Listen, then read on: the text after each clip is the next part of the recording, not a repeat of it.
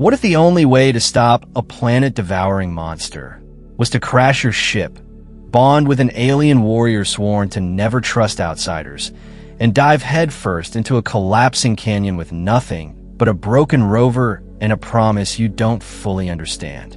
Commander Ryan Stroud didn't come to Vecronis looking for war, but something beneath its swamp-choked surface was waiting, ancient, hungry, and wide awake. And the worst part? Catching a sacred weapon by accident may have just made him the only one who can stop it. But the question is, can he survive what's coming? Before we start, please, subscribe to the channel by clicking the card button on the top right corner now, and hit the notification bell so you can get amazing daily stories as and when published. Please do comment your views about the story or any topic that you want to get a story on. We will make it happen. Let's dive in the story. The blackout hit like a punch to the chest. 1 second, Commander Ryan Stroud was gliding through low orbit over Vecronis, adjusting course for a standard patrol. The next, the sky lit up in a flash of green and every system on the cruiser went dark. The dashboard flickered once, then dead silence. No, come on. Ryan slammed his fist against the control panel. Stay with me, baby. The engines sputtered, coughed like a dying animal, and then cut completely. Outside the window, the clouds boiled like they were alive. Jagged streaks of violet lightning snapped across the sky, chasing something unseen. Ryan grabbed the manual override, teeth gritted. The cruiser lurched violently, throwing sparks from the left wing. Then impact. The world spun. Metal screamed. The cockpit cracked open like an eggshell as the cruiser slammed nose first into Vecronis' surface. The seatbelt snapped. Ryan's helmet hit the console with a sickening crack, and then darkness. When he woke, his ears were ringing. The ship was a twisted ruin behind him. Flames licked up the broken hull, flickering in the sickly green light of the planet's atmosphere. Rain fell in slow, syrupy drips hissing against the wreckage. His flight suit was torn at the knee, one boot missing. The air reeked of ozone and burning plastic. Ryan staggered to his feet, blinking through cracked visor glass. "Evans," he croaked, tapping his comm harper. "Come on, someone respond." Only static, then silence. He looked around. The landscape stretched endlessly, boggy ground covered in moss-like skin, steaming pools, and vines that twitched when the wind touched them. "I hate swamp planets," he muttered, shaking water from his gloves. "Should have joined the diplomatic fleet. They get chairs." He checked his emergency pack. Half a ration bar, 2 flares, and a beacon that blinked red, barely alive. Fantastic. His breath fogged in the air, even though the ground felt hot. He glanced up. The sky above was swirling, layers of emerald and black, like someone had stirred the clouds with a spoon. He could still feel it, that hum in the ground, in his bones. Whatever hit his ship hadn't just been a malfunction. Something had pulled him down. He turned toward a distant shimmer, light bouncing off something metallic. He took a step forward, then froze. A whisper, faint, delicate. It wasn't his comm. He turned slowly. Nothing. "Evans." His voice cracked, louder this time. Still nothing. Ryan exhaled sharply and forced his legs to move. The mud sucked at his boots. Something squelched beside him. He didn't look. He didn't want to know. Then he heard it, metal clinking, like armor, and a voice. Not from his comm, not human. Just ahead, beyond the mist, something stood watching him. "Evans," he tried again, but this time it wasn't a question. It was a plea. The figure didn't move, but it was there, tall, still, waiting. Ryan clenched the flare stick in his fist. "All right," he whispered, eyes narrowing. "Let's see what the hell I just landed in." Ryan took a cautious step forward, muscles tense, every instinct screaming at him to turn back. The figure didn't flinch. It stood in the mist like it had all the time in the world. The glint of armor shimmered in the weird green fog, reflecting light that didn't seem to come from anywhere. "Okay," Ryan muttered, Creepy statues in the swamp. Awesome. Totally normal. He raised a flare stick and snapped it. A surge of orange light bloomed in his hand, casting shadows in all directions. That's when a figure moved. Not walked, moved. One fluid step, like the air shifted and it just appeared closer. Now only 20 feet away. Ryan froze. Hey, I don't want trouble, all right. He held up both hands. I'm human. Just crashed here. Real bad day going on, if you haven't noticed. The figure stepped into the light. She was tall, easily 6.5 feet. Pale gray skin that almost shimmered with a pearlescent hue. Armor that looked like it was grown rather than forged, spiked, elegant, and deadly. But it was her eyes that stopped him cold. Solid black. No whites.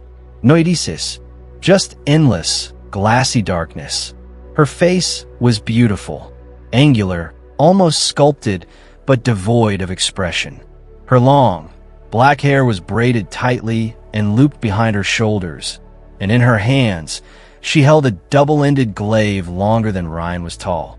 Whoa, easy, Ryan said, taking a step back. The woman narrowed her eyes. She said something in a strange, layered voice, alien and melodic, yet sharp enough to cut through the fog. Sorry, he replied. No translator. You got subtitles. She tilted her head. Her grip on the glaive tightened. All right, that's not good, Ryan muttered. Then she charged. Ryan barely dove to the side as the glaive spun through the air, slicing a nearby tree in half like it was paper. Bark exploded. Leaves hissed in the wet air. I said I don't want to fight, he shouted. She answered by sweeping low, the blade catching his pant leg, tearing the fabric clean. Okay, message received. He scrambled back, tripped, hit the mud hard. The woman leapt into the air, blade raised. Ryan did the only thing he could think of. He grabbed the pole of the glaive with both hands, stopping it inches from his face. The impact rattled his bones. Sparks burst at the contact. Her eyes widened. For the first time, she looked surprised. They stayed frozen for a second, blades grinding, breath mingling in the humid air. Then she stepped back, lowered her weapon, dropped to one knee. What the hell is happening? Ryan whispered, panting. The woman placed a hand over her chest. Saren, she said in broken, accented English. Ryan blinked. Ryan. He pointed to himself. Stroud. Ryan Stroud. She nodded once, stood, and extended the glaive toward him, handle first. Ryan frowned. You want me to take it? She didn't answer. He hesitated. Then, slowly, he reached out and took the glaive from her hands. Saren dropped her gaze and whispered something low, something he didn't understand, but it sounded like a vow. And just like that, the swamp fell deathly quiet. Ryan looked down at the weapon now in his hands. I've had a really bad feeling about this. The wind howled through the swamp, bending trees that didn't look like they were made of wood. They pulsed faintly like veins beneath skin. Ryan followed Saren in silence, the glaive still in his hands, the weight of it unreal, like it wasn't just a weapon, but a key, or maybe a lock. She moved like water, never hesitating, never looking back. Her armor shimmered with moisture, catching flashes of light from the strange twin moons that now peeked through the swirling sky. Ryan stumbled behind her, trying to match her pace, his boots slurping in the muck. Hey, he called, breathless. Mind telling me what just happened back there? Because I've had some weird first meetings, but getting sliced and knighted in the same hour is a first even for me. Saren didn't stop walking. You caught the glaive, she said flatly. You are Echo now. Echo. Ryan frowned. That's a title or like a code name? Because I gotta say, I was hoping for something a little cooler. It is not name. It is role. Her voice was calm, but carried that edge again, like she was always 2 seconds away from turning into a storm. You caught the right weapon during challenge. You are bound by law of Kale. You are my Echo. Ryan blinked. Right. That clears everything up. Totally normal Tuesday. She glanced at him finally, her eyes reflecting the moons like obsidian mirrors. You mock sacred right. No, I'm just trying to survive your sacred right." Silence stretched between them again, broken only by the hissing of steam vents in the ground. Eventually, Saren stopped at the base of a twisted tree whose roots curved up like claws. Beneath the arch, a small hollow formed, dry, just big enough for two. "Here," she said. "We rest." Ryan crawled in, his back popping with relief. He leaned against the curved wall and exhaled slowly. "So what happens now? We camp out until someone rescues me? Or do you expect me to fight dragons or something?" Saren crouched across from him, adjusting something on her bracer.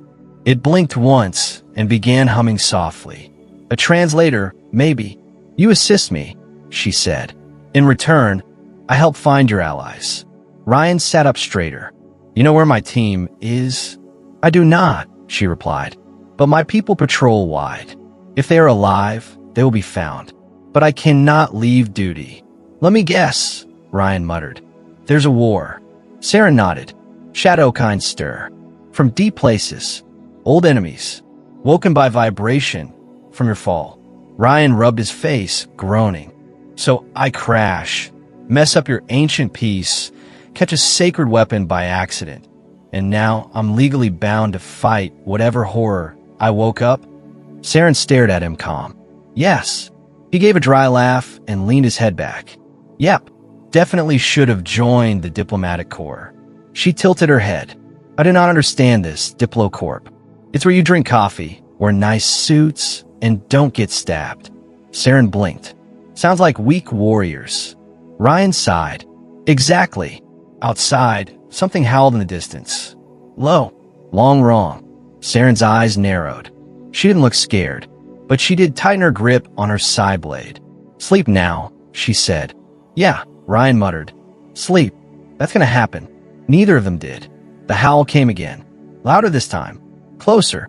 Like something ancient was yawning from beneath the earth. Ryan sat up fast, heart thudding. "That's not a wolf," he whispered. Saren remained perfectly still, one hand resting lightly on the hilt of her glaive. "No," she said. "It is worse." Ryan squinted out of the hollow. The swamp beyond had changed. The air grew thick, heavier, pressing against his chest like a damp cloth. The trees seemed to lean inward, their branches twitching ever so slightly, as if nervous. "What exactly are we dealing with here?" he asked. Saren's gaze didn't waver. "Mortal." Ryan frowned. "Sound like a bad rash." "It is the thing your crash disturbed." "Oh, good. Even better." She finally looked at him, her voice quiet but urgent. "Morthal was sealed long ago in the vault beneath this world. It feeds on mind, on memory, on fear." "Awesome," Ryan muttered. "So a swamp ghost that eats brains." "Not ghost," Saren corrected. "Not spirit. It is shadow given form. And it is waking." Ryan leaned back against the wall, dragging both hands down his face. "This day just keeps getting better." Saren stood, stretching like a coiled predator. "We must move." "Move where?" he asked. "Away from the mind-eating monster, I assume." "There's a place," she said. "A canyon. A wound in the world. It leads to the heart vault. There, we can make a stand." "Okay, but you said this thing eats fear. So what? We just go knock on its door and say hi." Saren's expression was unreadable. "We draw it in, lure it, and trap it." "Trap it?" Ryan asked, standing up slowly. "With what?" "Positive thinking and teamwork." "With fire," she said. "And collapse." Ryan raised a brow. "Oh, of course. Total canyon collapse. Why didn't I think of that?" Saren began moving, fast and silent through the muck. Ryan stumbled to catch up. "How are you not ankle-deep in this stuff?" he asked, slipping for the third time. "I trained here," she replied. "Swamp is home." "Yeah, well, your home is trying to murder me." Saren glanced at him, a faint flicker of something behind her eyes. "Then do not let it." They pushed through vines that recoiled from their touch. Strange insects hovered, clicking. In the distance, a low rumble echoed, a new sound deeper than thunder, like tectonic plates groaning. Ryan slowed. "That's not the howl from earlier." "No," Saren said. That is more thou rising. Suddenly, a surge of movement exploded from a brush. A shape long, slick, and fast. It shot toward Ryan like a whip. Saren's glaive flashed, slicing the creature midair. It landed in the mud with a wet slap, hissing before dissolving into black steam. Ryan stumbled backward. Okay, yeah, this is officially the worst vacation I've ever taken. Saren didn't smile. This is only the beginning. The ground beneath them trembled again. Vecrones was stirring. The shadows were moving, and something below had finally opened its eyes. They reached the canyon just before dawn. It loomed like an open scar, a vast gash in the crust of Vecrones. Jagged cliffs jutted upward, red stone wet with dew and smeared with strange glowing moss. The air here was different, tense. It vibrated faintly, like the whole planet was holding its breath. Saren knelt at the edge, scanning the depths. This is the hollow rift, she said. Beneath it lies the vault where Morthal was sealed. Ryan peered over the edge. Sealed being the key word here, right? Because it definitely doesn't look sealed anymore. Far below, something pulsed. A dim, purple light like a heartbeat buried in stone. He didn't like it. Not one bit. We lay charges along this ridge, Saren said. We lure the creature inside. Then we bring it all down. Ryan rubbed the back of his neck. And what exactly do we use for charges? Because I left my fireworks at home. I gathered these, she said, pulling out a pack from her side pouch. Inside were crystal shards, glowing faintly with unstable energy. Are those explosive? He asked. If struck hard enough, she replied. And placed correctly. He stared at the crystals, then at the canyon. Great. Homemade bombs. Perfect plan. She looked at him. Do you doubt it? Oh no, not at all, he said dryly. Because I love plans that involve falling rocks, ancient vaults, and mind-eating swamp demons. Totally my comfort zone. She blinked once, then handed him a shard. Then begin. They worked in silence at first, climbing along narrow ledges, wedging crystals into crevices. Ryan nearly slipped twice. Saren didn't miss a step. So he called across a gap. Does this ride a kale thing mean we always fight side by side? Or is this just a one-time deal? She glanced at him from where she crouched. It is bond, not convenience. Right, he muttered, like a cosmic buddy system with a death clause. Saren paused, hand pressed against the rock, eyes closed. What are you doing? He asked. Listening, she said. To what? To the shift. Ryan was about to ask what she meant when the ground suddenly trembled. A deep moan rose from below, like the planet itself was in pain. He steadied himself against the wall. Did it feel that yesterday? No, Saren said. It comes. Ryan didn't need to be told twice. He scrambled back up to the ridge, heartbeat thundering in his ears. Once they were both at the top, he looked toward the canyon mouth. We need bait, don't we? Saren nodded. It follows vibrations. Strong ones. Ryan sighed. Well, lucky for us. I crashed a whole spaceship. That's got to count for something. She tilted her head. There's one thing, she said. The old drifter. A rover long abandoned by my people. Still functional.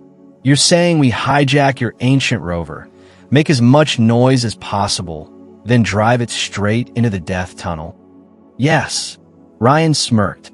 You've got a real dramatic streak, Saren. Her gaze didn't waver. You caught my glaive. You knew what that meant. Now you must see it through. Ryan looked down at the pulsing canyon one more time. Let's make some noise. The old drifter looked like a beast from another age. Half buried beneath vines and thick layers of swamp ash, the six-wheeled rover crouched beneath a broken shelter, rusted but still whole. Its armored frame was wide, spiked with old antennae and outfitted with what looked like bone plates from some extinct creature. A relic of a forgotten war. Ryan walked around it slowly, whistling low. This thing's got more personality than my cruiser. It was built for the Vecrones surface, Saren said, running her hand along the hull. It will endure.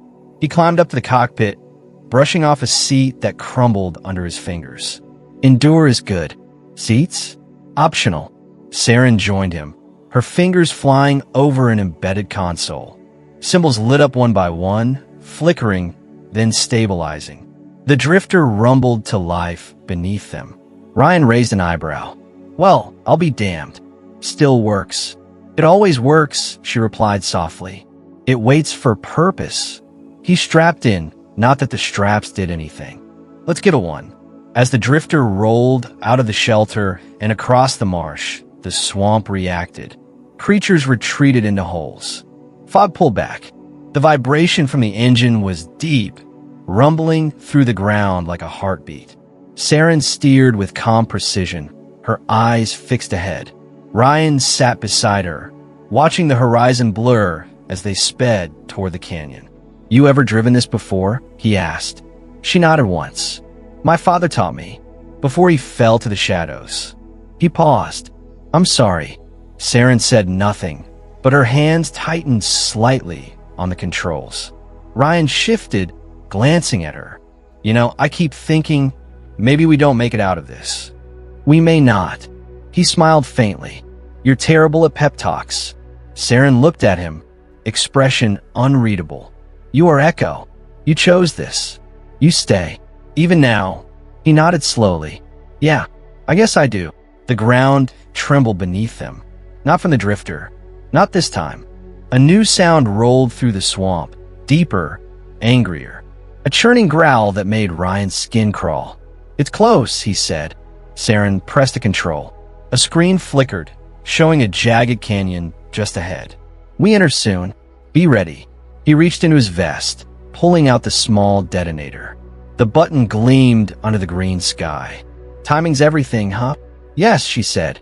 We draw it in, then climb to the ledge. When it's fully inside, boom, he finished. Saren turned to him. There's a chance we may not escape. Ryan looked into her dark, ancient eyes. Then we die trying. The canyon opened before them. The drifter roared louder as they plunged in, the rocky walls closing in around them. Dust kicked up behind, clouding the trail. From behind the haze, a shape emerged. Massive, writhing, impossible. It slithered between stone with a terrifying grace. Mandibles scraped against the canyon walls. Shadows rippled across its slick hide. Morthal had followed.